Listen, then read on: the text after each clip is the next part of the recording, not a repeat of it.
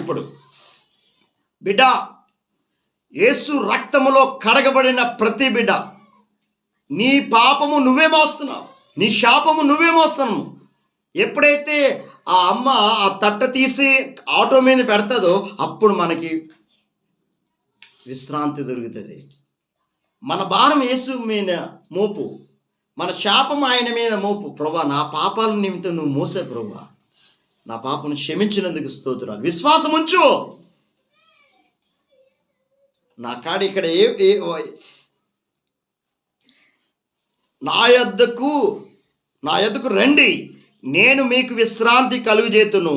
నేను సాత్వికుడును దీన మనసు గలవాడును గనుక మీ మీద నా కాడి ఎత్తుకొని నా యొద్దకు నేర్చుకునేది, అప్పుడు మీ ప్రాణములకు విశ్రాంతి దొరుకును.